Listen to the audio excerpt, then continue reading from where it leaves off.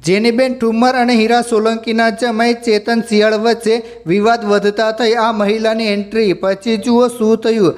મિત્રો, અમરેલીના લાઠીમાં બનેલી આ ઘટનાના દ્રશ્યો અત્યારે આખા ગુજરાતના સોશિયલ મીડિયા પર જોરદાર વાયરલ થઈ રહ્યા છે।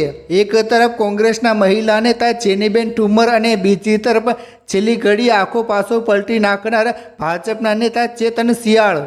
પરંતુ શું તમે જાણો છો કે રાતોરાત લાઠી તાલુકા પંચાયતમાં ઓપરેશન પ્રમુખ પાર પાડીને કોંગ્રેસના મોં સુધી આવેલો કોળિયો છીનવી લેનાર આ ચેતન શિયાળ કોણ છે? તેઓ કેવું મોટું રાજકીય બેકગ્રાઉન્ડ ધરાવે છે અને જેનીબેન ઠુમ્મર સાથે કઈ વાત પર આટલી મોટી બબાલ થઈ?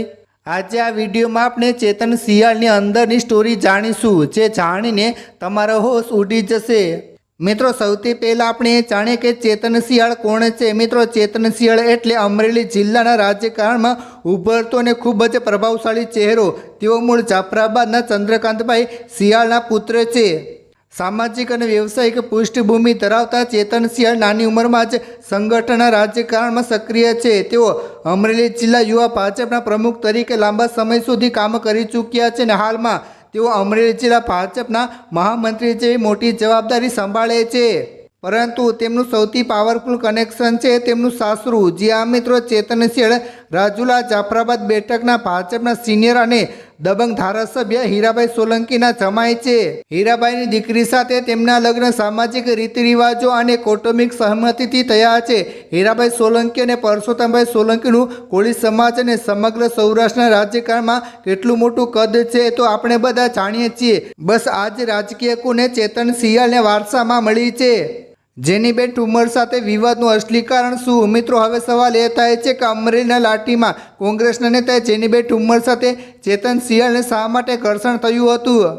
મિત્રો, લાઠી તાલુકા પંચાયતમાં ભાજપ પાસે બહુમતી તો હતી, પરંતુ પ્રમુખની સીટ ઓબીસી મહિલા માટે અનામત હતી અને ભાજપ પાસે એ કેટેગરીનો કોઈ જીતેલો સભ્ય નહોતો। બીજી તરફ કોંગ્રેસ પાસે ઓબીસી મહિલા સભ્ય હતા, એટલે કે જેનીબેન ઠુમ્મર અને કોંગ્રેસના આ સીટ જીતવા માટે અને સત્તા મેળવવા માટે સાવ આશ્વાસન હતા। હીરાભાઈ સોલંકીના જમાઈ ચેતન શિયાળે પડદા પાછળ રહીને એવો ખેલ પાડી દીધો કે કોંગ્રેસ જોતી રહી।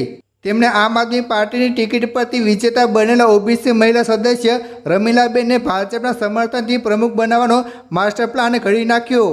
જ્યારે ચેતન શિયાળ પોતે ગાડી ચલાવીને આપને મહિલા ઉમેદવારને ફોર્મ ભરાવવા માટે તાલુકા પંચાયત કચેરીએ લાવ્યા, ત્યારે ત્યાં હાજર જેનીબેન ઠુમ્મર અને કોંગ્રેસના કાર્યકર્તાનો પિત્તો ગયો હતો। જેનીબેને જોરદાર વાંધો ઉઠાવ્યો કે ચેતન શિયાળ પોતે આ પંચાયતના સભ્ય નથી, તો પછી તેઓ મહિલા ઉમેદવારને કઈ હેસિયતથી અંદર લઈ જાય છે?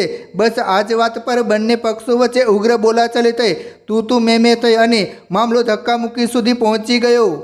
જો કે આખા હંગામા અને હાઈ વોલ્ટેજ ડ્રામા વચ્ચે પણ ચેતન શિયાળ પોતાનો ઓપરેશન લાઠી સફળતાપૂર્વક પાર પાડવામાં સફળ રહ્યા। ભાજપના ટેકાથી આપના રમીલાબેન પ્રમુખ બની ગયા અને કોંગ્રેસ સત્તાની સાવ નજીક આવીને પણ દૂર થઈ ગઈ।